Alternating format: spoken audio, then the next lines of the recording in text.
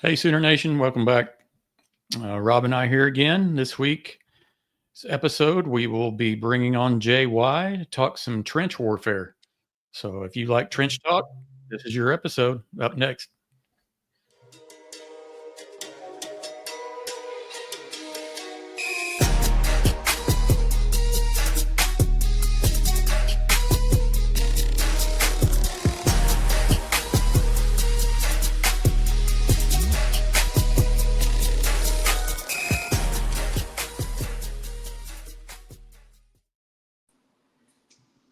Yep. Welcome in, everybody. Our guest is with us now, JY. JY, appreciate you joining us again, man.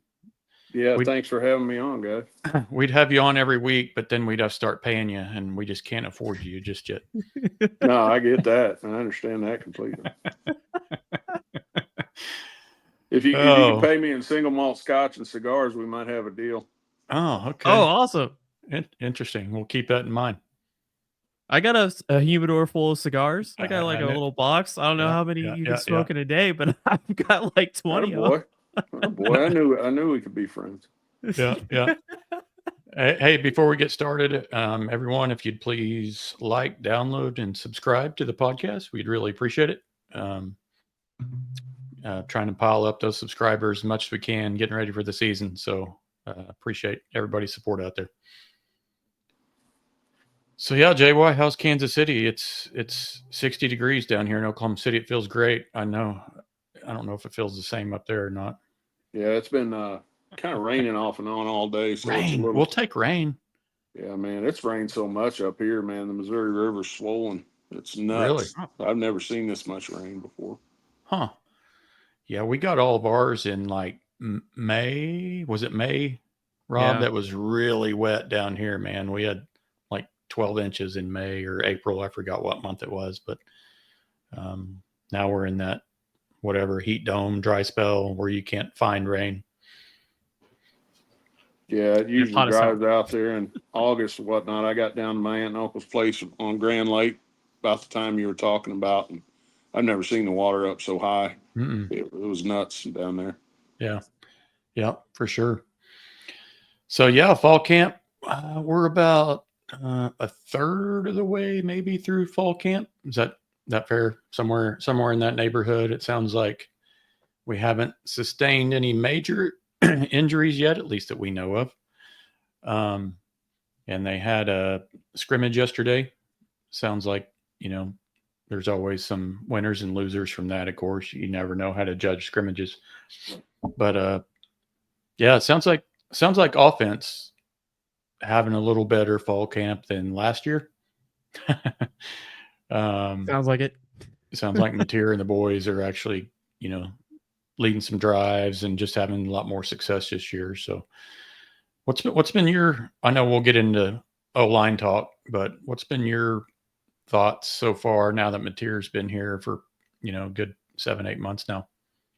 Well, it's kind of interesting. I mean, this is a time of year where everybody's starving for information, and you're trying to check out websites and read the Daily Oklahoman and watch the news and just do anything you can if you're a Sooner junkie to get information like every other fan base does. And it's interesting because Arbuckle's come in with a proven offensive system. It's last year at times it seemed like we were just throwing stuff against the wall and seeing what would stick. From a planning standpoint, it just felt that way. Obviously I wasn't in meeting rooms or anything else, but it felt that way at times. So when you watch Mateer's film and you watch the system that Arbuckle has, you can, you got the same trigger man. They're very comfortable together. They know each other. They know what each other's strengths are and things like that. So it's, you would have to think that at a bare minimum, you would see some improvement over what you saw last year. And, hopefully they're as good as what everybody says they are. I mean, I'm excited. I think on paper, they've got a ton of talent. It's like we had a pod here, I don't know, 2 or 3 months ago when we were talking about it from a functional depth standpoint. I think they've got players at every level of the offense. So I think they could make some noise. They got to stay healthy.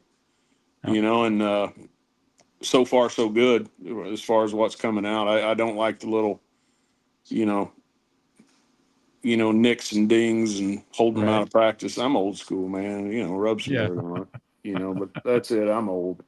We used to fold up our helmets and put them in our back pocket when I played. So it's yeah, TVs were just coming out of being black and white. Right. The 700-pound TV on a TV tray, or whatever it was. But, we've all been there for that one for sure. Yeah. But yeah, I'm excited to see what they actually have. It's good news so far for sure. Mm-hmm. Yeah, you mentioned, wide receiver, looks like there's some playmakers there. We just don't know what all of them look like on the field at the same time. And if we got any real game breakers other than Dion Burks, all the other guys are kind of new to the program, so to speak. So, and then offensive line, it's definitely got more depth than it did at this time last year, I feel like. So, if those guys are banged up, I don't mind some of the O-line guys getting a little bit of rest just because of what they're having to go up against in practice every day. I'm sure I think that's why a few guys are in concussion protocol, because they're just getting, beat out of them in practice, I'm assuming. But yeah, your thoughts on the O-line? I know we talked about them a little bit a few months ago, but it looks like there's a few guys coming on. So what's your thoughts here 3 weeks out from season? Well, so far, the reports coming out, you've got Sexton at left tackle. You've got EPL's kind of taking that left guard position, what it seems like. You got Everett there at center. Hopefully he can hold Makula off. That's the backup there. You got Wee Woo at right guard. And then at some point, somebody's going to have to take that right tackle spot. Originally, it came out, it was Jake Taylor. And then, true to form, and I hate to be that way, he's dinged up again. At some point, he's got to stay healthy. And then you got Derek Simmons. They've held him out too, so those guys are going back and forth. And then you got Boy Wonder, Fasusi, who could go in at either spot if you have to. And then Foji is already mixing in potentially on the two deep. You've got Logan Howland, who was, turned in one of the best offensive linemen we had last year at the end of the season. And you also have Heath Ozida. So you've got a lot of guys that, at least those two guys for sure that have played a lot and played at a high level, or at least a good level in the SEC. So, somebody needs to step up and take that right tackle spot. They just got to do it. For Derek Simmons, he's a senior. Taylor's a junior. They're running out of time. Simmons didn't come in to ride the bench. He wanted to come in, and going from, I think he started at Tusculum, and then he went to Abilene Christian, and then he went out to Western Carolina. So he's worked his way up all the way across, and now he wants to play for Beatonbow and prove that he can do it at the highest level. Well, it's time. It's time. And you mentioned, they're going up against one of the toughest defenses in the league and probably the country for that matter. Well, if you're going to be the best, you got to beat the best, right? You've got to be able to hold up, because that's what people discount, when they say, well, they've got so long to heal up and whatever else. Practices a lot of times on good teams are harder than the games, and you beat the hell out of each other. It's you gotta get mentally prepared for practice when you step between those white lines, because especially at a place like Oklahoma, if you're not ready to go mentally when you step on that field, somebody's going to embarrass you. You've got R. Mason Thomas, you've got so many guys. PJ out of Awarre, you got Jaden Jackson, Dominic Williams, David Stone. Those three guys are monsters, man. And the other D tackle, I can see his number in his face. Hell of a pass rusher. Halton, Grayson Halton. Yeah, Grayson Halton, who's a problem. Out of all the guys, he'd probably be the one that I wouldn't want to block the most, just because he's so shifty. It just seems like he just vanishes. And what I mean by that, you go to try to hit him and get your hands on him, and he's gone. You know, he's one of those guys that can just get away from you. And so they're going to have to get used to that, and they're going to have to be consistent, and they're going to have to stay healthy. I mean, the myth is that everybody goes through a season and they're not hurt. That's BS, because everything hurts. You know, it's a 14, 12 game regular season now. You've got, if you make the SEC championship, now you're talking about 13 games. And then if you get in the playoffs, and you got to win 3 more. So you're looking at 15, 16 games that you got to be ready to go. You have to stay healthy. It's not, not to downplay anything that was done before, but it's not a 10 or 11 game season anymore. It's just not. And it's all about revenue and all those things. But if you're going to be the guy, I mean, it's not going to get any easier if you have aspirations of playing in the NFL. You've got a 17 game regular season, 3 games in the preseason. And if you make the playoffs, man, you're looking at a 6-month season. That's why they say so much. You got to love the game. You got to love the game. If you don't love the game and you're just out there trying to get follows on Twitter and everything else, you're not going to last, man. You're not going to last, because it is a grind. It's a grind. But yeah, somebody's got to take that job at right tackle. Yeah. I think it's good they brought in I forget their title, but someone to come in and help with recovery. I forgot what their title was, but they got strength and conditioning, but they have seemed to have lacked the ability to get healthy at times. I know that receiver room felt like it was never healthy last year.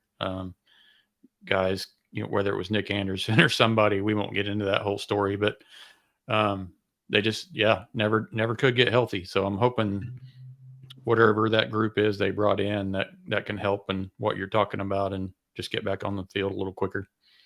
Well, and I think, you mentioned Nick Anderson. I heard something. He's already heard at LSU already. So it's interesting how that works sometimes. But if, you're having success, a lot of guys that, and I hate to call them front runners, but if everything's good, more people are going to overlook that hangnail or that tweak hammy or that bruised rib or my shoulder hurts or my ankle hurts or whatever else. In a season like last year, it's hard to overcome some of that stuff if you don't see any hope. It's hard to go out there and continue to sacrifice yourself. Right. And, you look at a lot of the guys that did it, regardless of being hurt or whatever else, those are the guys you want in your foxhole with you, but not everybody's wired that way. A lot of guys would rather just sit out. It's about me, it's about this, it's about that, and it's not about the team. And so, hopefully having some more success will help eliminate some of that. But, that's just my tinfoil hat theory. It's not. Yeah. That's another bottle of whiskey we can dive into, when nobody's watching. Yeah, I actually think one of those guys, you're talking about that, kept his head in. I felt Jackson Arnold, given the circumstances, did stay pretty invested. And, especially in that Alabama game, I forgot how many carries he had. I felt like he had 15 or 20, but it wasn't that much. But for the situation he was put in, I really always respect Jackson for sticking with it all year, and could have easily, pulled some stunt that other guys pulled, and tried to check out. So. Oh, absolutely. I mean, he had a rough time. He didn't have the same offensive line starting for how many ever weeks. You couldn't run the ball. You didn't have receivers to throw it to. It was it was a hot mess all the way around. And then, it just looked like there's an incoherent plan. So by the end of it, they're just, it seemed like when Joe John was running the show there after they made the switch, it got a little bit better. Right. But, I don't know if we truly saw what Jackson Arnold could be last year. Right. I wish him the best. I hope he does well. He seems like a good kid. Obviously, you root for him. You want him to do well. And I wish we'd be building a statue for him out there in Heisman Park. But sometimes it just don't work out. Sometimes, So right. Hopefully we get to do that for Mateer if he stays both years, or hell, you never know. He could light it on fire this year. Just depends on what happens. Yeah. Hopefully Jackson struggles at least one game this year that I can think of a little bit. I hope he has a difficult time when he comes back to the Palace. Yeah, I think he will. I mean, that the BV in that defense knows Arnold. Like he knows his tendencies, his throws, and everything. But Hugh Freeze might have given him a lot of good coaching that he didn't get last year. So, but we should get that win, hopefully.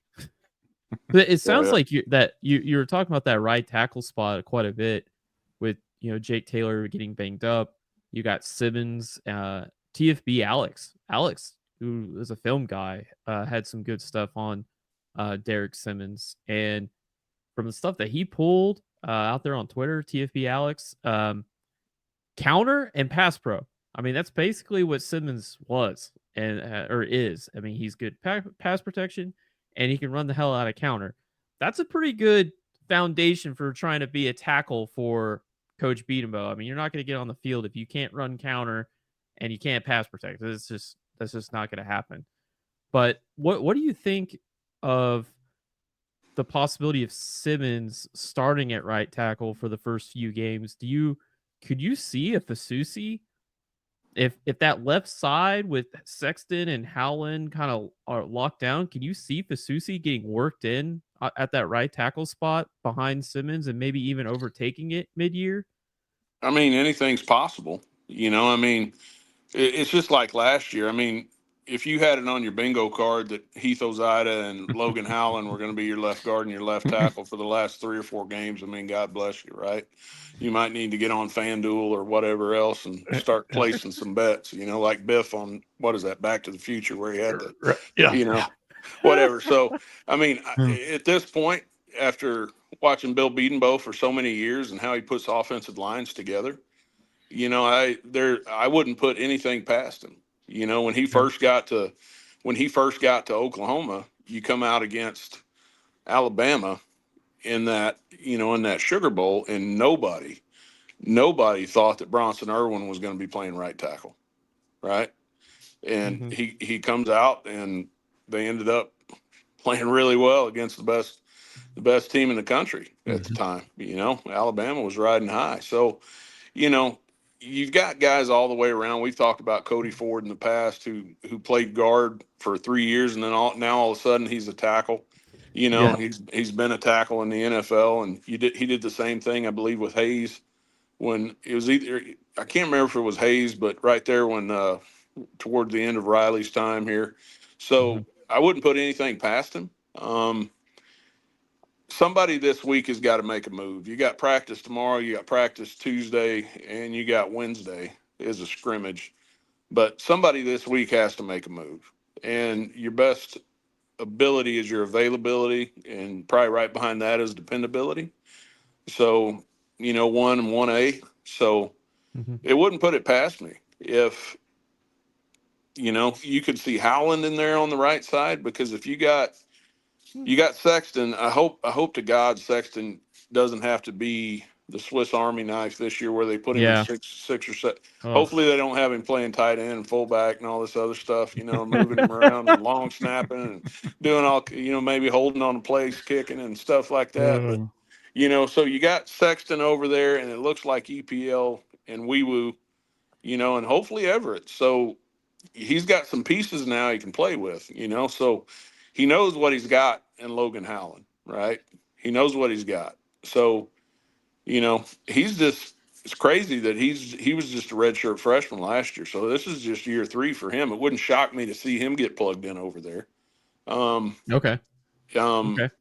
Just early, I don't see. I'm not saying Fasusi's not going to play, but given what Beatenbow has done in the past, I think he's going to go with guys that he has seen more of first, and he has seen more of Logan Howland. He's seen a lot of Jake Taylor too, but like I said, Jake can't stay healthy, it just seems, for whatever reason. So Fasusi's going to play. I'm sure of that. Hopefully not because somebody gets hurt, but if he does have to play, I think, the way that he's lining it up, you think about it, Simmons is a senior, right? You got Sexton as a senior.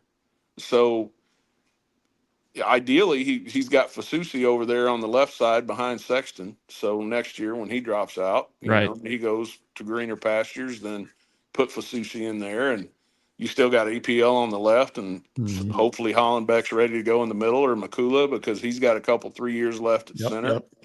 Yep. Wee Woo is your right guard. So who does he have backing him up? We're hearing about right now. It's Foji, right?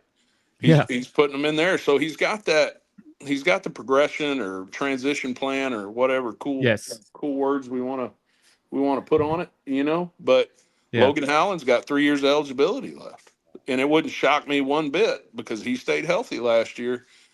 If these guys can't get healthy, hey Logan, I'm gonna need you right tackle, man. It could happen. Right. It wouldn't shock me a bit. And in the meantime, it wouldn't shock me a bit to see Heath Ozada slide down and play some center. Really? Yeah, I mean, because you think about it, if he can snap, that's everything, right? If you can snap, if you can snap or not. But guard and center aren't that much different. Yeah, They're really not. You're rarely one-on-one in pass protection. You're double teaming a lot. You're picking up blitzes and all that type of thing. It wouldn't shock me a bit to see Ozida slide into the middle. So doesn't Wee Woo have some center reps under his belt too? He does. He was a center in high school, believe it or not. He can do it. I mean, hopefully Everett stays healthy. He's weighing 315 this year. I think he's a senior, if I'm not mistaken. So that's right. And I think Wee Woo is a senior also. So, but as far as next year goes, they're going to have to figure out who's going to be their senior, and there's going to be a log jam of talent. So people are going to have to figure out where to get on the field. So. Yeah. I can't remember. Can you remember the last year you said there was a log jam of talent on the O-line? No. You have to go back a ways, don't you? Yeah. Well, I'll put it to you this way. I think Rob probably, I'm going to show my age here, but Rob is probably in grade school. Believe it or not, I've been following, I don't know how old you are, Rob, but I've been following Sooners religiously since I was done with my eligibility at Missouri Southern, and in 2000, 2001 and all that. You go all the way through it. I don't think that I've seen top tier depth like this, offensive line, defensive line, where you've got absolute dudes that could probably start on another team. There's just not a tremendous drop off.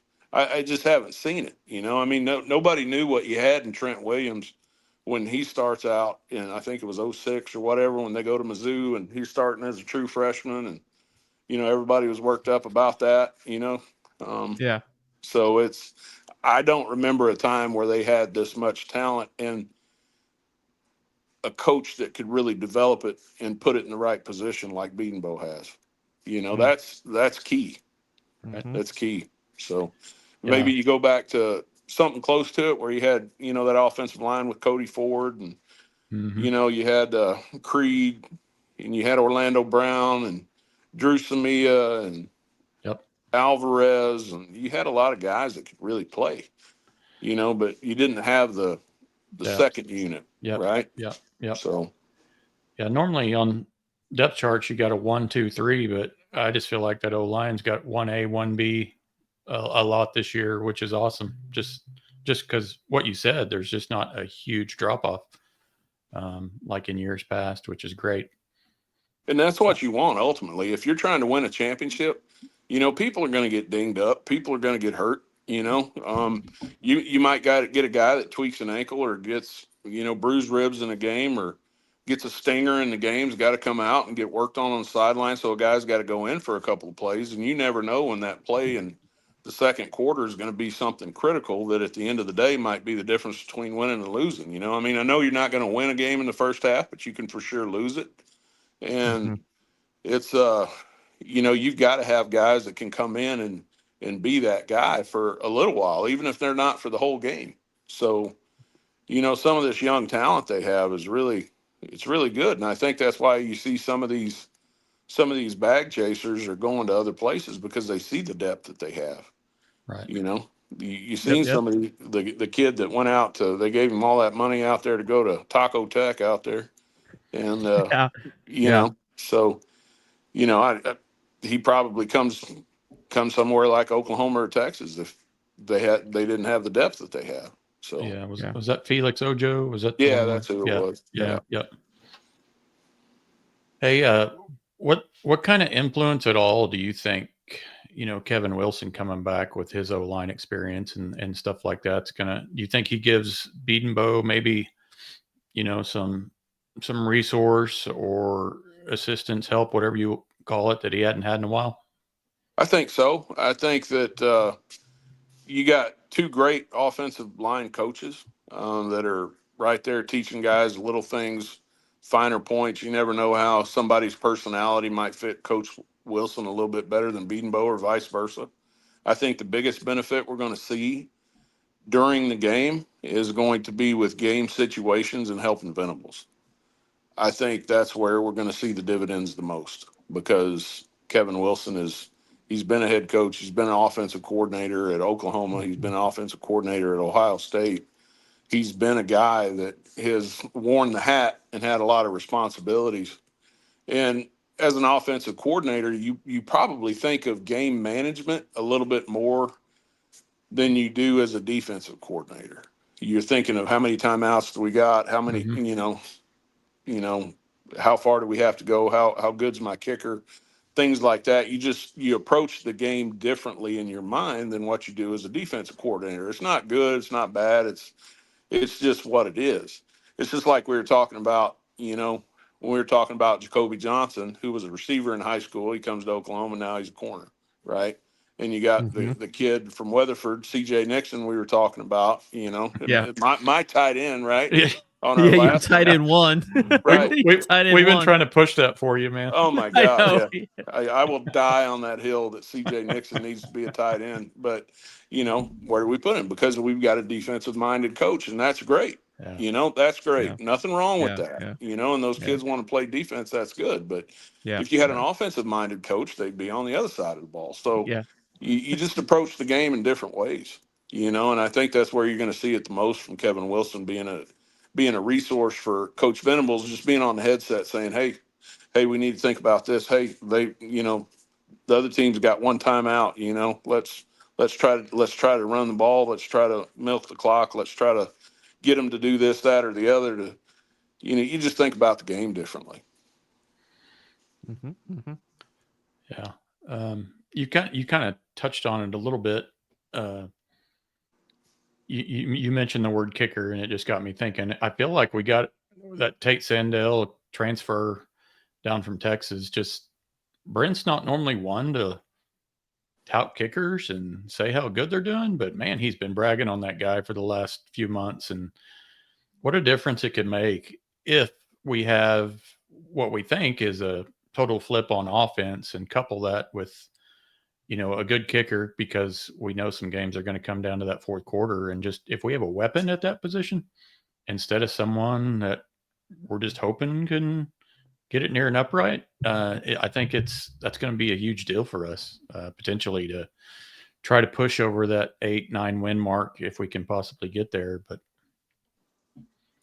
well, you think about, as an offense, if you get the ball on the 20 or 25, wherever, and you're thinking that all we got to do as a group to get points is get it to the 35-yard line, right?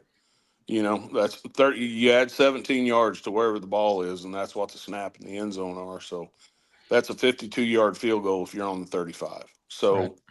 it's that's, like you said, it's a weapon. You look at that. The last time Oklahoma and Nebraska played when they were still in the Big 12, I was scared to death of the kicker. The only other time in my life I have ever been scared of kicker when we played against a team called Pittsburgh State, and they had a punter named Brian Mormon, a punter, right? And I wasn't scared of him, but damn, he frustrated the hell out of me because I remember you'd pin him way deep and he'd flip the field. He'd be kicking off his own goal line. Now you look up and all of a sudden you got the ball on your own 20. You're like, what the hell just happened? You're expecting to get the ball on your 40 or, midfield or wherever else like somebody normal.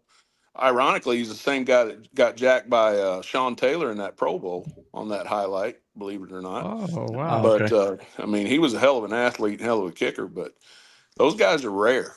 you know, and like you said, they're weapons. I mean, being a Chief fan up here, you know, Harrison Butker's the same way, man. He's automatic. You get him, Hell yeah. close. It's like the goalposts are magnets for him. They go right through, you know. So Right. yeah, I'm excited about hopefully you can do it in a game. You know, hopefully he doesn't, Right. it's one thing to do it on the practice field. Hopefully don't get stage fright and all that. But, you know, it's I'm hoping he's automatic. That'd be great. Yeah. Yeah. A night game or something in Tuscaloosa is a little different than playing in UTSA or wherever I forgot. I think that's where he came from, but yeah, that's a little different scenario. Speaking of the lights coming on, you know, I've heard some good things about PJ really kind of coming on in this fall camp. That's something I worry about with him is, you know, he's flashing really good in practice, and then once a game starts, you know, you're just hoping you can see that same production. So I really feel like, you know, between him, Okoye, you know, Marvin Jones, one of those guys has to step up and just anchor that other side opposite of RMT. Yeah, you know, I like the idea of that. I think is for him being his third year, and it's crazy to think that PJ's already a junior, but I he's know. you know, eventually, like I said, you get tired of going home and people asking you why you're not on the field, you know, and so you figure out Yeah. how to crank it up a notch in your mind and just get out of your own way. Because for some people, you know, some people they've got to see it, some people have to do it, some people have to hear it, you know, and some people have to teach it to learn it. You know, it's just your learning styles are different, and for PJ he seems like he's a doer, and you got to do it so many times before you're able to actually get it down. And the athleticism has always been there for him. It's never been a position of that. It's always been what do you have going on between the ears, and he's finally turned how to turn off that emergency brake he's got in his mind and just turn it loose. And then if you look around, you've got R. Mason Thomas, who had a lot of success last year.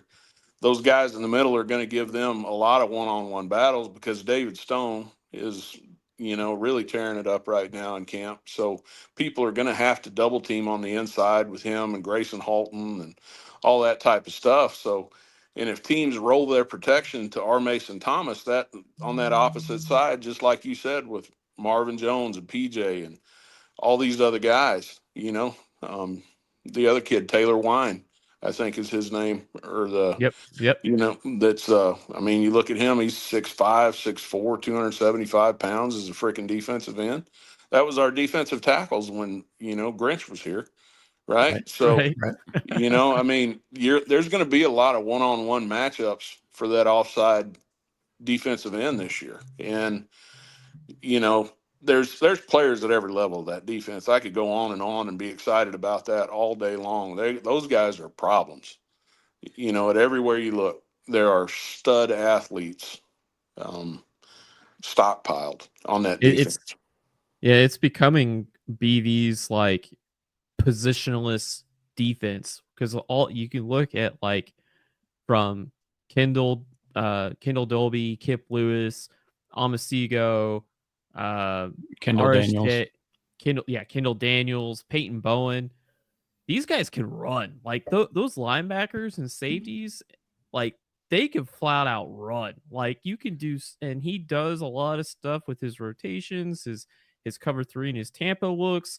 Like he can have guys close the middle of the field from all different angles and different spots because he's got so many athletes that could just flat out run. What he needs in this defense is corners on the outside that can just cover.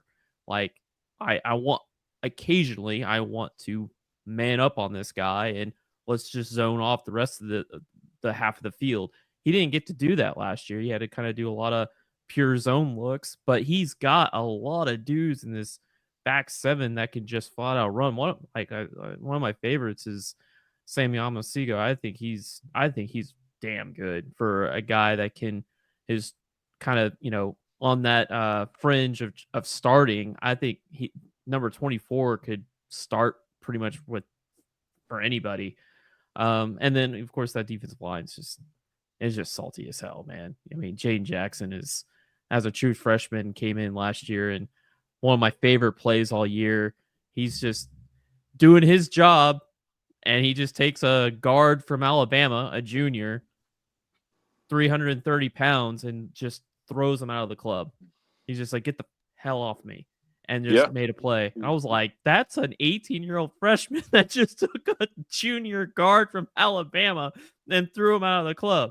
Wow. So, yeah, I mean, this defense will be good. And that opposite DN spot for RMT, I think whoever is going to get the bulk of the snaps, we've mentioned it. It's going to be the best run defensive end starter, and then probably work in some of those pass rushers like PJ and Marvis Jones Jr. Unless BV gets a PJ, like you mentioned, get the lights turn on, and he just plays within himself, and he's a two-way guy where he can run, defend, and use his pass rush talents. But I'm not. Yeah, this defense is going to be good. I think there's just too many positionless, pure athletes that can run all over the place. And at the floor, the absolute floor is we're going to be one of the best run defensive teams in the country. And then you add some coverage corners on the outside. Now you got a whole layer on the pass coverage. You find an opposite RMT pass rusher. There's your elite defense that everyone wants to talk about.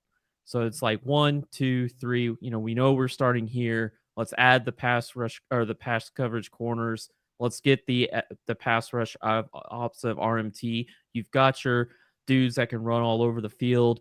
Boom. Everyone can. We're right. We've got an elite defense, but we got to go in those like 3 steps. And I'm excited to see what he does, especially now that he's a play caller. He's a play caller. This is his defense. Zach Alley, I don't know. I don't know what differences there could be, but I'm excited to see it, week to week, watching the all 22, seeing all the different rotations, seeing the different coverages. What are we doing different now that we've got Gentry out there, Kendall Dolby's out there? That's going to change a lot.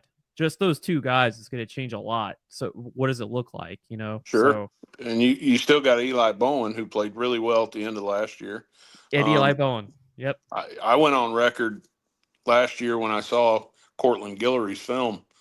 Yes, I'm glad you bring him up. I didn't think when I looked at the film of all the guys that were rated higher than him, I honestly did not understand how anybody could be rated higher than him. He is. I know. He was ranked 40th in the country. 40th. The kid is like 6 corner. He's like 6'1" or 6'2", right? He can run. He plays like an absolute beast. He's got that attitude. He's tall. He's long. He's fast. Changes direction. All the things that you want to see. He'll hit you like he's a safety. He will come up and make plays and run support. Just everything you're looking for at a corner, he is that guy. So it wouldn't shock me one bit to see him take a job. And I don't know who it's going to be. And I hope I love Gentry Williams, Booker T kid. I'm rooting for that guy. I love how he plays, and I'm praying for him that shoulder holds up, because man, he's got all the he's just a natural, right? He knows how to play the position. You got Devin Jordan also, who we really haven't heard about, is a Tulsa Union kid. And then you got, you've got guys that they can plug in, and you see Guillory and what he does, and he just makes plays. That's just who he is and how he is, and coming off coverage there off of his guy and making a play. It's, he can play off coverage. He can play zone. He can play man. You see it again. Right. He's coming off, bang, Right. So just very fluid. He was quoted in fall camp about like the different, he's getting used to the different zone coverages. And I watch his film. I'm like, I don't know. I see everything there. Like there's not, I bet it's verbiage. I bet it's just verbiage and maybe some like other little variations that BV wants them to do. But there's nothing in his film that says like, I can't run a zone. I don't know what the rules are. My man rules, my match rules. I don't know any. No. Oh, wow. What the heck was that? Sorry. Yeah, sorry, Rob. I didn't mean to interrupt you, but he just cut that guy in half. Yeah, back that one up, Rob. I mean, But you look God at that, dang. how well coached he was. He's playing with leverage right there. And what I mean by that, he's keeping that outside shoulder free on Wow. that play Yeah. and trying to funnel it back inside, but he blows up 2 people. Yeah. You know, he is a damn good player. Yeah. Well, I was watched this for the first time a while back. I told Brad, I'm like, this corner looks. I don't know nothing about him. Watch his film, and I'm like, this corner looks like every time he lines up opposite somebody, he pretends like that guy dissed his mom and kicked his dog, and he's going to absolutely destroy this dude every play. Like he just plays so mad and like physical. It's just that physical violence, and it reminds me of some of the plays. Just watching this high school stuff. Some of the plays, I like to watch Georgia, and their corners. They're not like day one, day two corners. They're in the draft, but they are physical. And there were some plays last year where this Georgia corner was just doing a reroute and just punched the receiver, but he punched him so hard.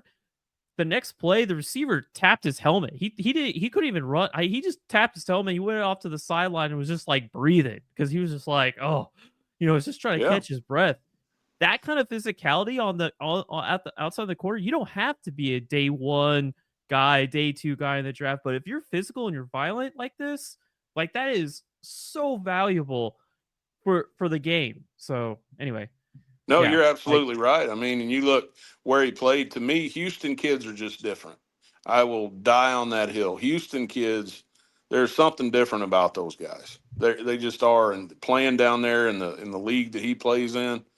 I mean, or played in rather. I mean, he just strikes me as the kind of guy that knows how to affect the game from a position that doesn't always control the game, right? Like a Champ Bailey could, or yeah, like Charles Woodson could, or you know, guys like that can just affect the other team. And he's looking to he back there. He thinks about the game differently. He's thinking, how can I make a play back here rather than a guy that's like just happy to be out there, or right. just kind of nervous about it. Man, I don't know what we're going to do. And I mean, look at him. So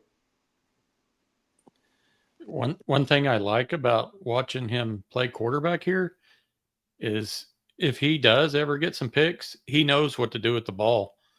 He's one cut and gone. I mean, he looks yeah, like one of those guys who can easily take it to the sure, house if he gets it picked on the sidelines. He's gone. So yeah, absolutely. that's what I'm liking about watching him at quarterback here, even though he's never going to play quarterback at OU. But Well, and he's got ball skills, right? A lot of times, the saying is, well, that's why you play defense, because you can't catch the ball, right? But he can catch the ball. He can make plays on the ball. And the same can be said for Jacoby Johnson, right? He was a receiver. So right. guys like that are rare. I mean, a guy to have coverage skills and have ball skills, that's the total package. So, going back to what I said originally, I don't know who does the ratings, but they missed on this guy. Oh, they I mean, totally did. They totally did. Courtland Guillory by 247 was ranked the 40th corner in the nation. 40th. There's 39 corners that are better than him in this class. There I'd like to is no see him. freaking way. Yeah, right. I'd like There's to no see him. way. I bet you might find two, maybe. Maybe, and you'd be splitting hairs. Yeah, And it'll be about preference, like yeah, the speed. I want a yeah. guy that runs this or whatever. Well, right there, you look at that one. If you run it back, that's long speed beating a guy on the corner right there, outrunning Yep. that. Yep. Let's watch that again. See if I can get it. There we go. Yeah, Oh, that's yeah. him. He just Quarterback. outruns the angle. So when you're talking That about, angle right there. Yep. he's gone. He's gone. And Yeah. that's Anyway, I don't know, man. That's pretty wild. That's why the recruiting rankings, the recruiting services suck. Like they're terrible. It's absolutely terrible. And that's why I kind of go back when you hear about Jim Nagy about how he's stressing everyone to do their own damn homework. Like do your own homework, or we'll watch it. Let's support our coaching staff. Let's get them as much information as possible on these guys. We're not going to be relying on recruiting services. So Well, and you're It's all right. about You the, know, the camp game stuff. you were talking earlier about how BV has a positional defense, is what you called it. You look at the starters all the way across, whether they're linebackers or defensive linemen or whoever they are, and they all have different body types, right? You've got Dominic Williams is a fire plug, right? Not real tall, but he's a brick shit house, for lack of a better term, right? And then you got Jaden Jackson, who's, a little bit different, playing that three technique. You got our Mason Thomas, who is a speed demon off the edge, and you got Taylor Wine, who's gigantic, like a bigger Ethan Downs, 6'4", 275, like a JJ Watt body type. And then you get, Kendall Daniels, who's 6'5", 240, coming off the edge if they want to do that, or if you want to switch it up and you want to put somebody like Reggie Powers at Cheetah or Kendall Doby at Cheetah, depending on how you want to run the defense. And now Yep. you've got a linebacker in Kobe McKenzie that's just as big as oh hell, who's the big linebacker we had in 2000? Murray. Torrance Marshall. Oh, yeah. We haven't had a linebacker that big since him. And then you got Omasigo, you've got, so many guys that are, they're just different body types. Robert Spears Jennings is a hammer. You Yeah. got Jaden Hardy is a hammer. And then you got Powers that's going to play some there. You've got different body types all across the board, depending on what style of defense you want to play. And I think something that's underemphasized sometimes is you have to be able to play situational defense. If you're playing a defense, or if you're playing a team that likes to throw the ball more, you probably need to have more coverage guys out there, and you've got to have a better pass rush that you can depend on to get there without blitzing, right? And Yep. and on the flip side of that, you got to put bigger bodies on the field if you're running a run heavy, playing against a run heavy team. So he's got all those guys. If they stay healthy, and you think with a two deep, as long as you don't have those non-contact injuries that seem to end people's seasons, they could do stuff. They could really cause some damage. And on the other side, if you have an offense that can actually get up a couple touchdowns, and you can turn a team into a one-dimensional offense, Yep.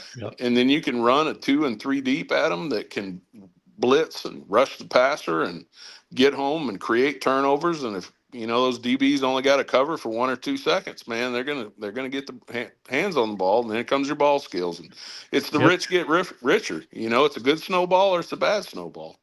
So yeah, we didn't even mention Boganowski. He's another headhunter back there. That's right. I think we need to have an all targeting defense at some point. Come on the field at some point this year with guys that are just nasty, just all the nastiness all out there at the same time. Well, hopefully with not to get political, but maybe Trump can get them to take the targeting penalty away. Make earholing great again, right? Yeah. The one thing about Courtland, not to keep talking about Courtland, but Rob's mentioned it, you mentioned it. The guy's just nasty. He plays with anger every snap. I feel like he could teach an anger management class, but in the opposite standpoint, like actually teach guys how to play pissed off. Yeah. Like that's not a character trait that every guy has. I wish he could say, listen, you want to do whatever you can within the rules of the game, obviously, to destroy that guy in front of you every play. Because there's only, a handful of guys that, I can't say that for sure, but not every guy's built like that. You're right. And so the Cody Fords were, we know Cody was as nasty as they come. So I just wish there was more guys like on the team that could influence the other guys that, hey, you need to make this like your last snap and go out there and just relentless anger every time. So I agree. I don't know. Did you have some of that in you, JY? Were you did you play a little bit? I was a late bloomer. I was always the kid that my mom told me, hey, be nice now, 6'1", 210 in the 7th grade. No exaggeration. Oh, damn. I was Hell yeah. 6'3", 245. That's a football player. Yeah. 6'3", 245 as a freshman in high school. But my whole life, hey, play nice. You don't know your own strength. You're going to hurt somebody. Play nice. You don't know that's what you're told as a big guy. right?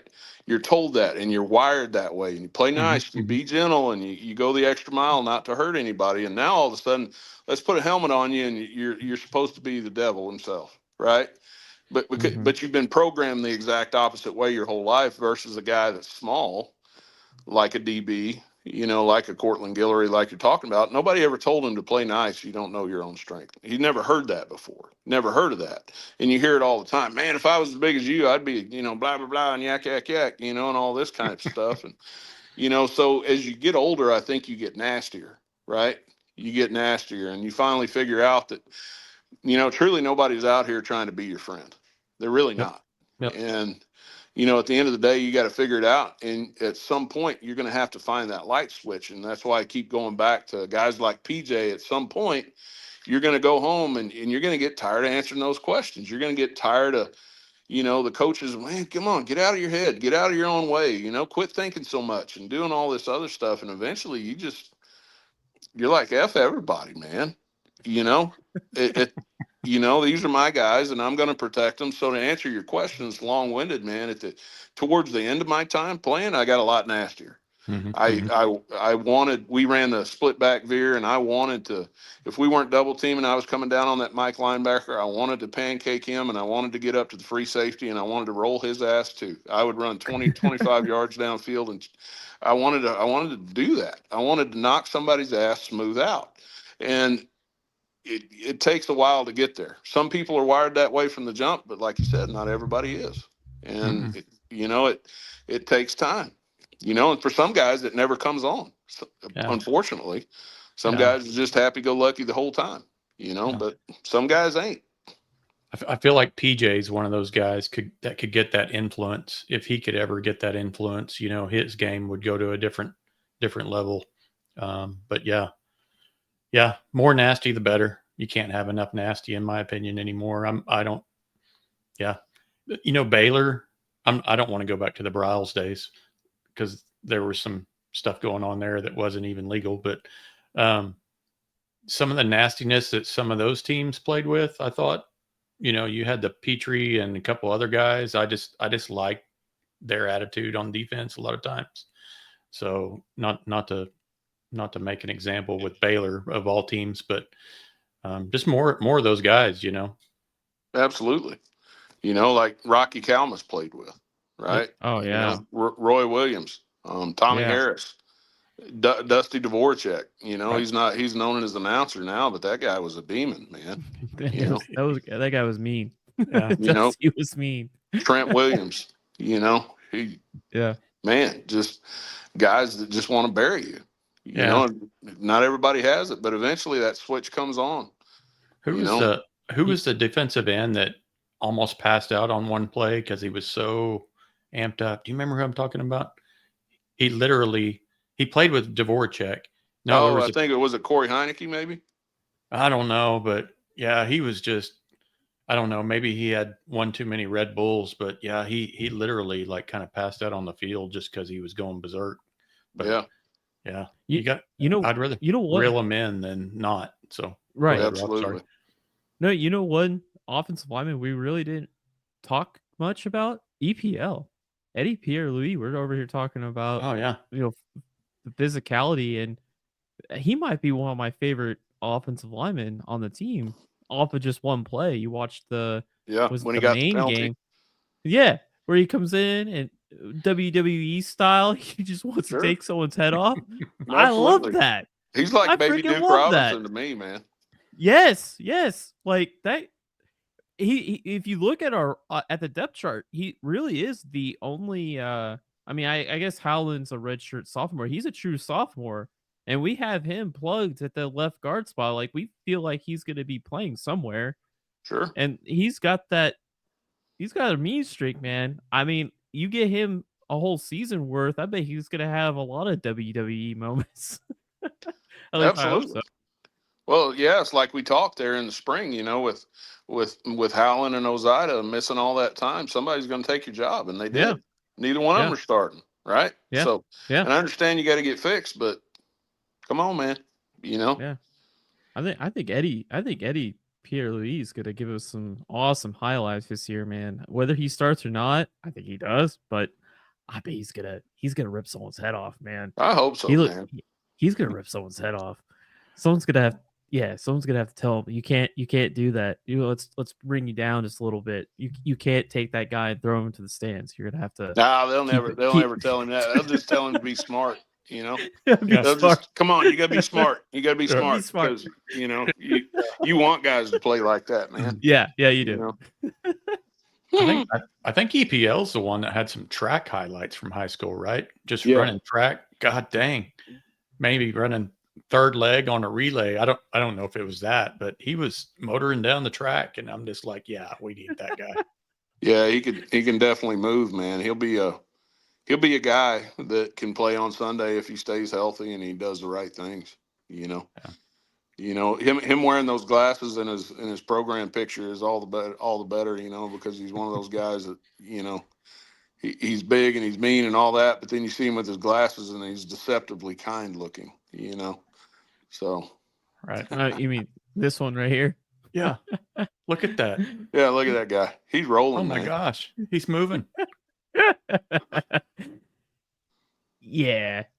He's gonna run like that and then do some extra WWE action. Right. Yeah. Right. Yeah, he's gonna be. Tell me when he gets out, be a fan favorite, man. When he gets out on his face on the screen, if some DBs aren't going to question their life choices when he's coming at them. Right. Yeah, for sure. Life choices. Why am I doing this? I don't like football anymore. Yeah. Can someone help me up?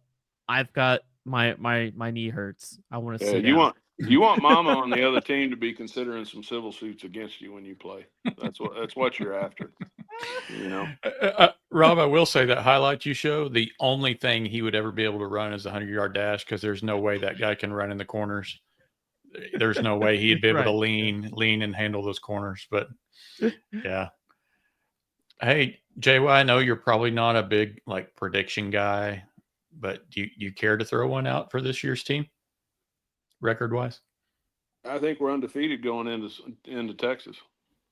Nice. 5-0. Yeah. I'm with you on the 5-0 start, and then that's where things get interesting, huh? Yeah, and really this time of year, and I'm sorry I'm long-winded. I like to ramble, but that's why we have you on the podcast, JY. Don't ever apologize for that, please. All right, but this time of year, everybody's thirsty for content, right? Everybody, and you look around, like the purveying theme in the NFL is the Chiefs have fallen off and Patrick Mahomes ain't got it no more and they ain't gonna win nothing and blah blah blah blah. So everybody in Kansas City right now, and it's fun to watch, because I wasn't born here. I root for the Chiefs. My son was born here and whatnot. And let's face it, my workforce is a hell of a lot easier to deal with when the Chiefs win than when they don't. So I want them to win. Right. But at the same time, that's clickbait. It's clicks, right? So right now everything's, everybody, I think we weren't even ranked in the coaches poll or whatever else, and so everybody's making a big deal about it. Besides LSU, you don't have a proven quarterback playing for anybody else besides South Carolina, if I'm not mistaken. It's on our schedule. Yeah. That's true. right. You got the kid at Vanderbilt, the Pavia kid that played really well last year that's still there. But other than him, Jackson Dart's not at Ole Miss anymore. Yep. No. The ukulele kid or whatever his name is, the Josh Heupel's old quarterback, whatever his name was. I can't. Yeah. I know I murdered his name. My bad. No, I love it. That's a good way. Oh, I've done that too. I've literally called him the same thing. It took me like a week just to learn. Yeah. Nico.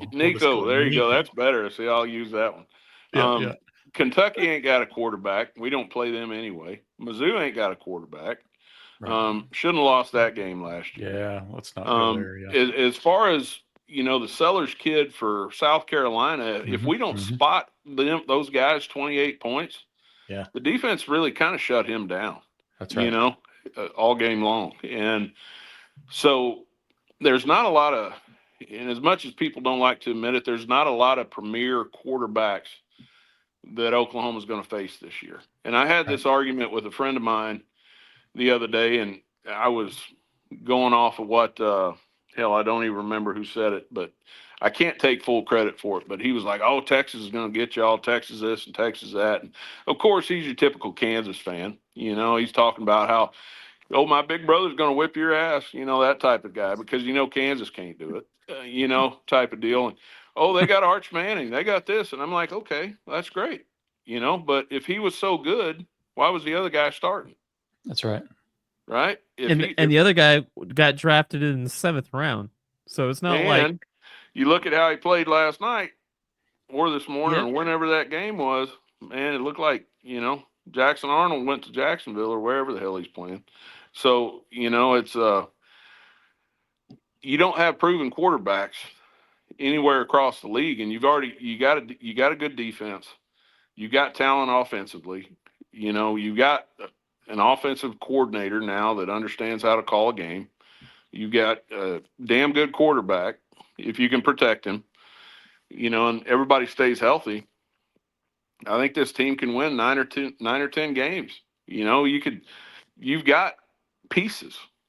Yep. You touched on it with the kicker. You got good kickers. You got running backs. You got Jaden Ott. That's the one guy we haven't talked about. Right.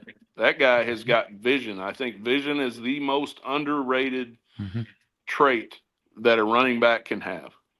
And it's the one reason I think Emmitt Smith was an elite running back. Amen. Yep. When you look at the Jim Browns of the world, the Walter Paytons of the world, Barry Sanders, and all the guys that are considered, to have more talent than Emmitt Smith, Emmitt had better vision than anybody. And that's why he's the all-time leader in rushing yardage, and Jaden Ott has that kind of vision.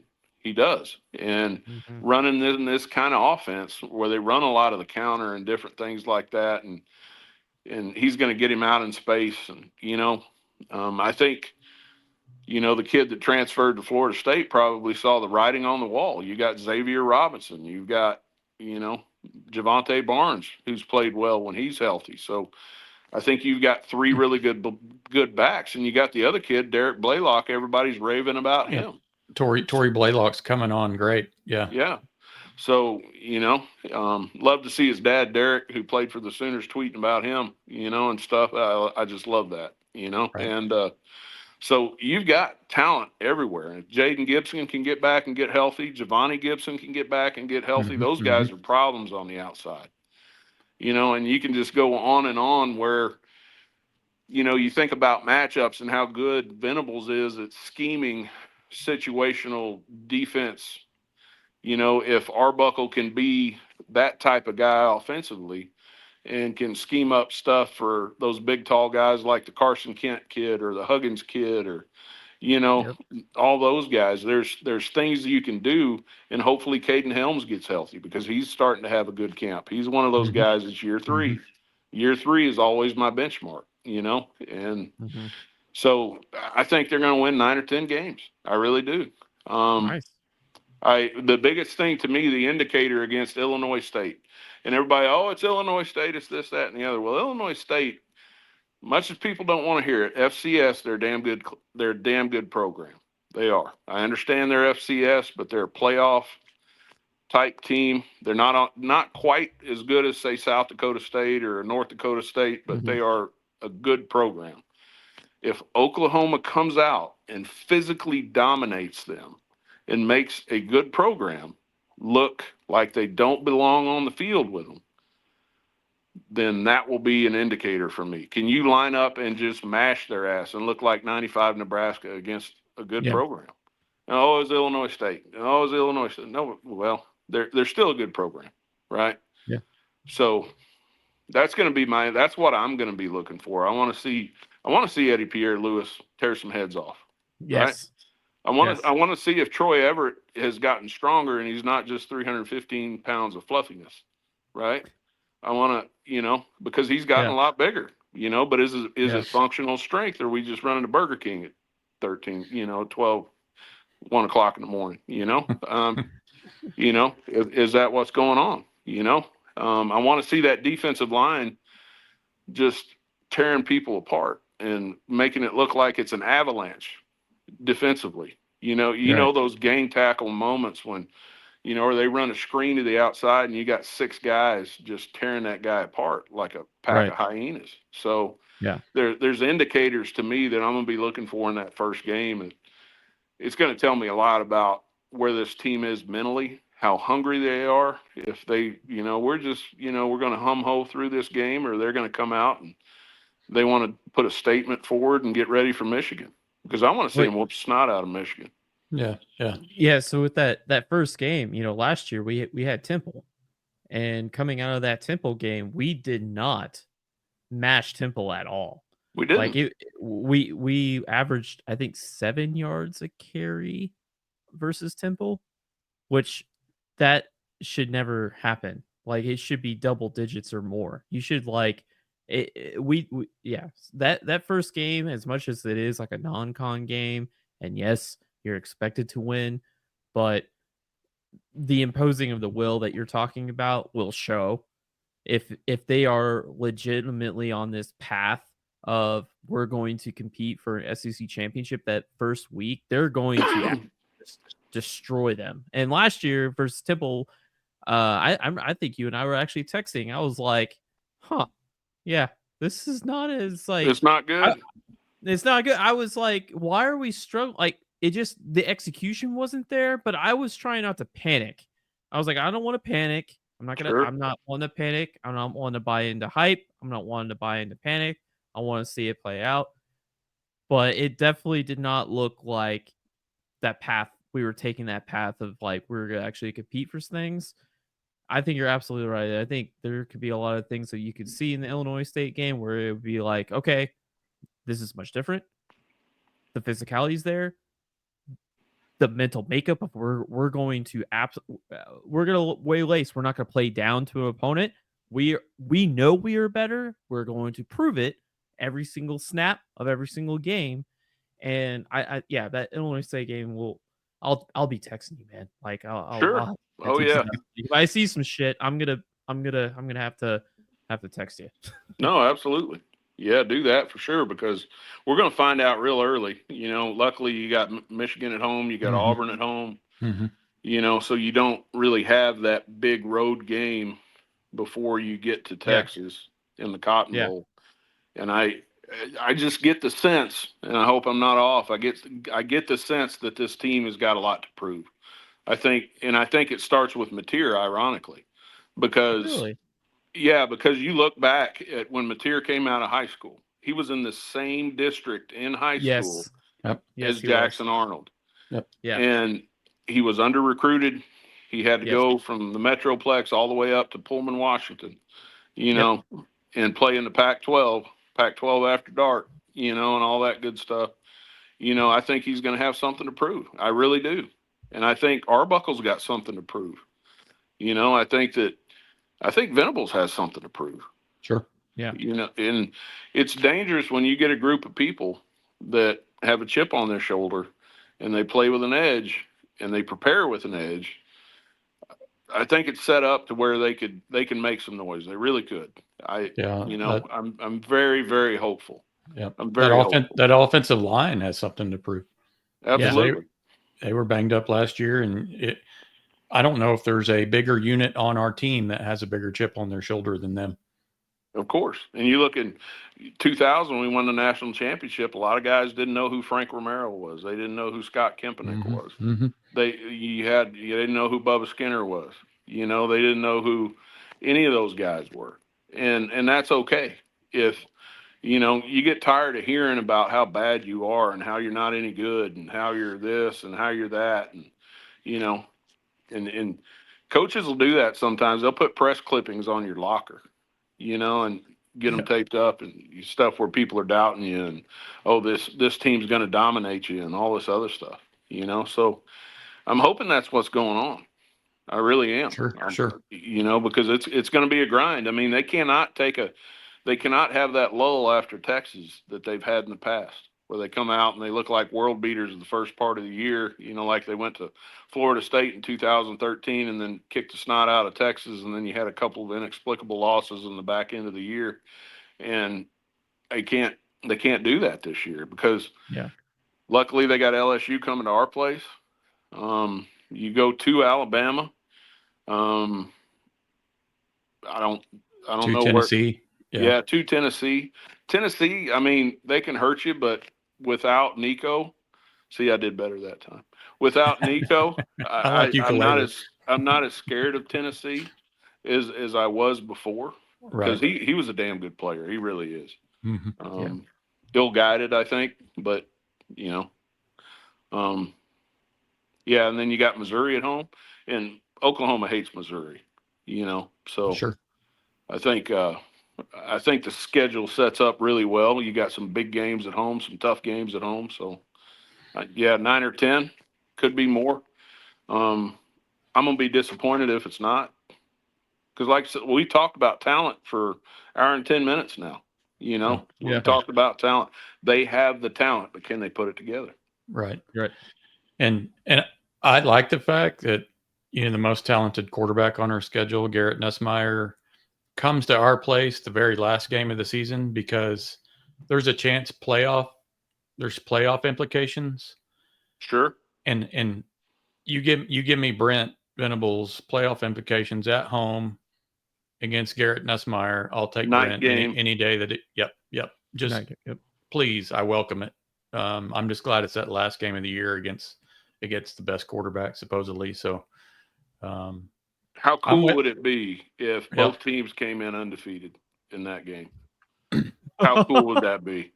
How cool would that be? That place would be if it was rocking. 10-1. If they're both 10-1, no, we're going to be undefeated. Don't speak that evil on me, Ricky Bobby.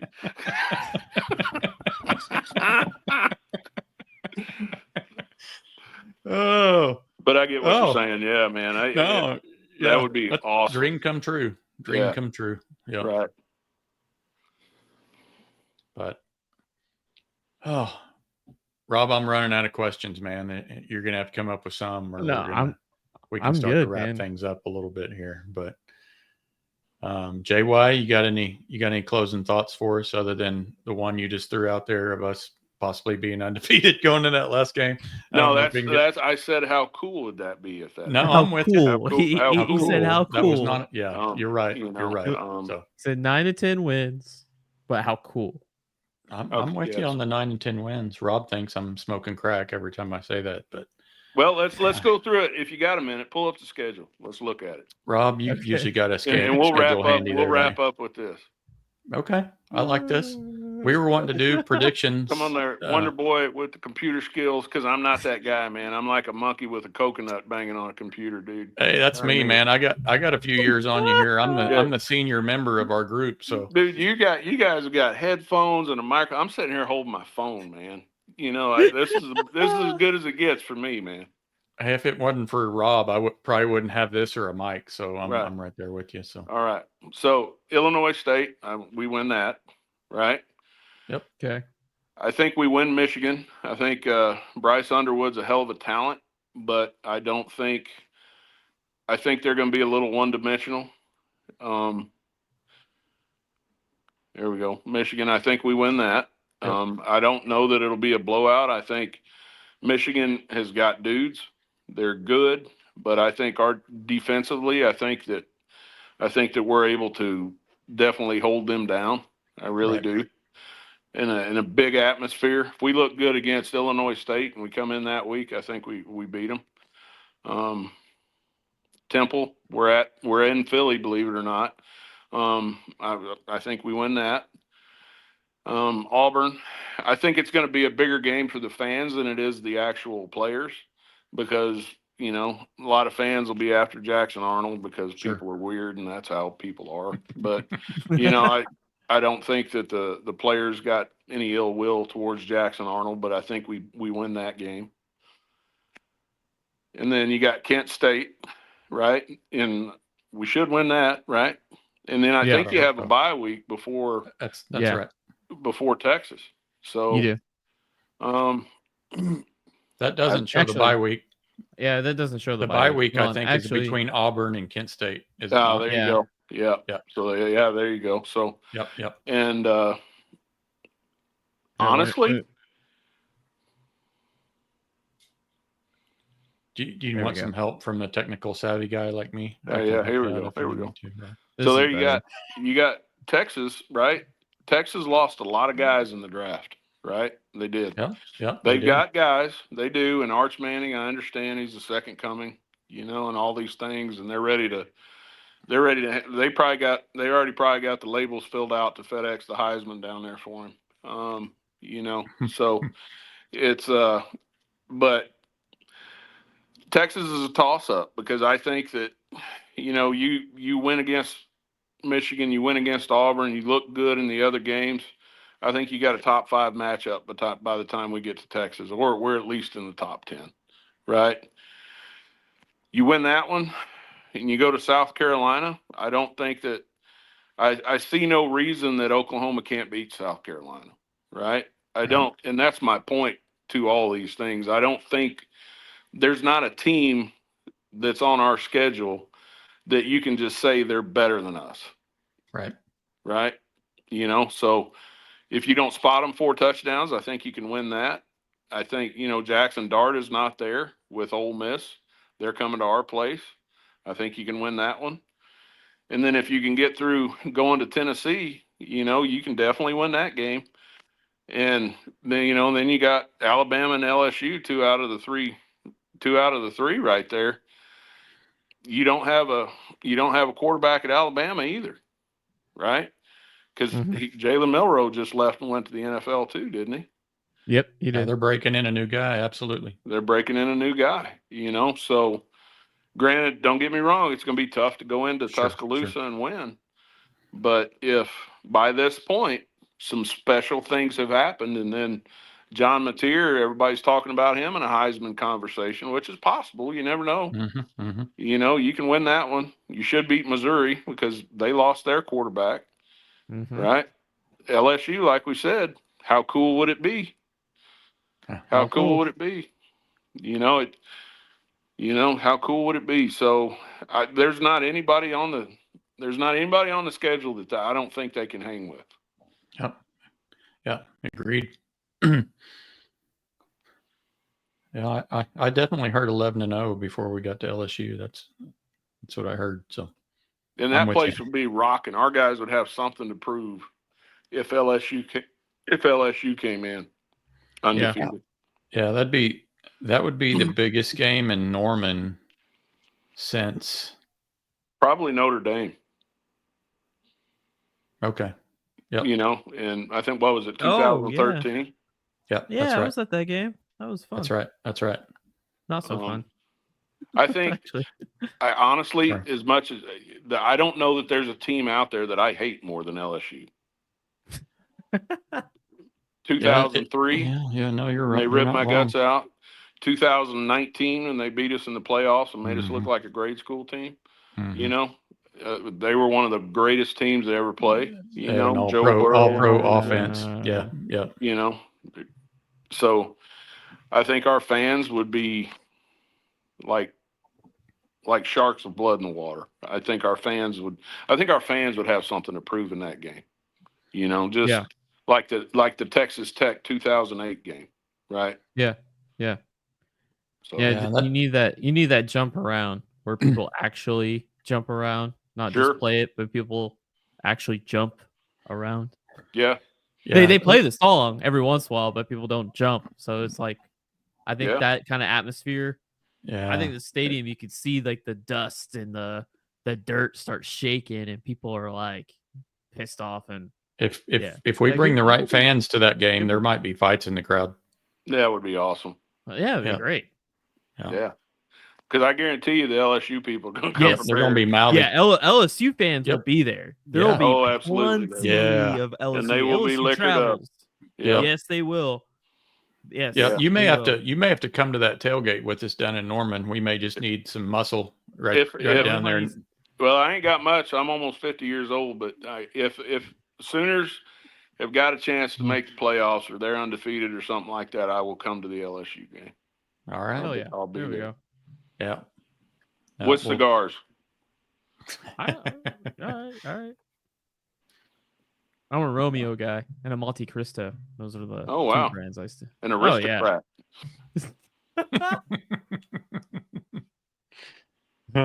Spartagus Black for me all day long, buddy. Oh, okay, nice. Yeah, yeah.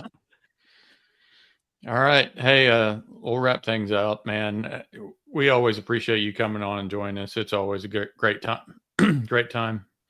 No disrespect from some of the other guests, man, but it's always the JY episodes are Rob and I are like, we need more of that. We need more of that. But sure. Well, thanks for having me. I love talking to you guys. It's a lot of fun. So you bet. We'll be in touch soon. Sure. We'll get you down for a tailgate. I know you're up in Kansas City, but we can get you down for a couple tailgates. That'll be awesome. Oh yeah. So, well, I'll be an hour from Norman on the first week of the season there. I'll be in Shawnee watching that opener. So okay. Cool. Down at my buddy's house. So yeah. Awesome. All right. Appreciate it. Yep. Thanks, guys. Yep. Take care, man. We'll see you. All right. See y'all. Bye.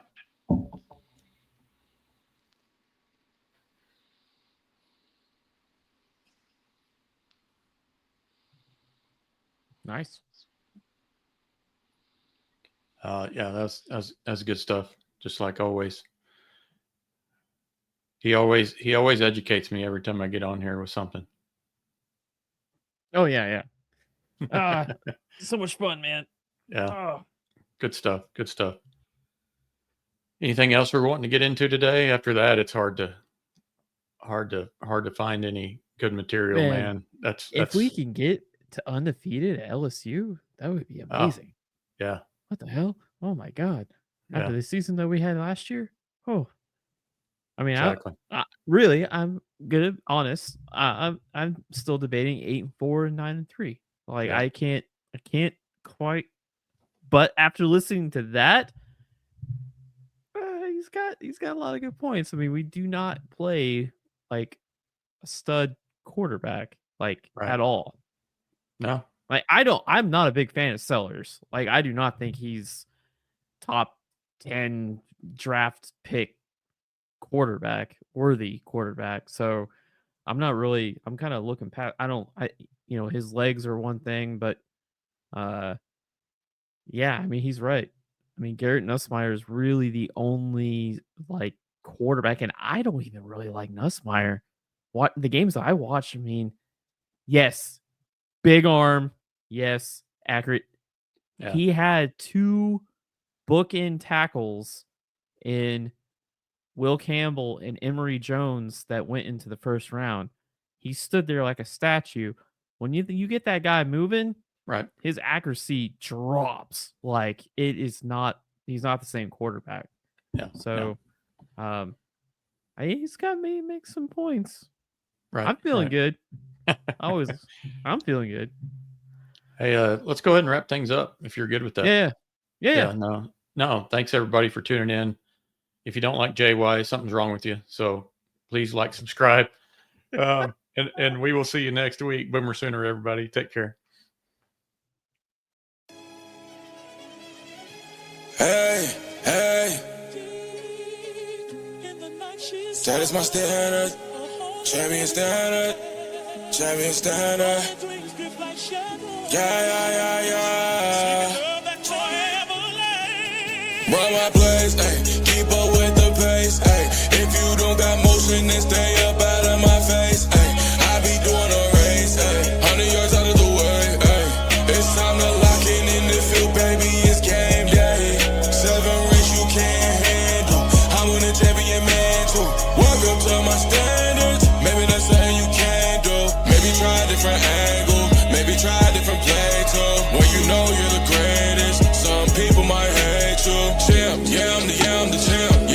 I'm the champ. Champion standard, don't gotta put on a hat. Titles, you know we got that. Yeah, I'm the champ. Champion standard, yeah, I'm the champ. Champion standard. Hang my jersey in the rafters, I'm a champ. Champion standard. I'll tell you nobody's safe when it's time for game day. Put up or shut up, you know it's competitive. We will not ever take losses. Yeah, I be playing the game, but at heart, you know I am just really a boss. Youngin' or boomer, don't matter who's on the field, everybody getting sauce. Get down with the team, cause we really one-on-one, yeah. Hey, I'm the man, yeah. Watch how we make fans, while we also make this cash, hey. When it comes to plays, there isn't one we haven't ran, yeah. Competition's getting body, that's no capping. Champ, I'm the champ. Champion standard, don't gotta put on a hat.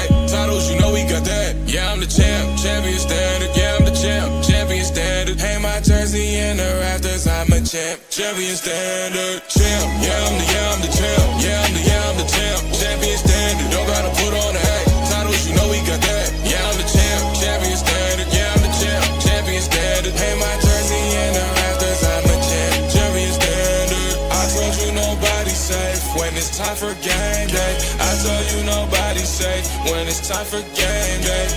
Champion standard, and we don't play. Champion standard, and we don't play.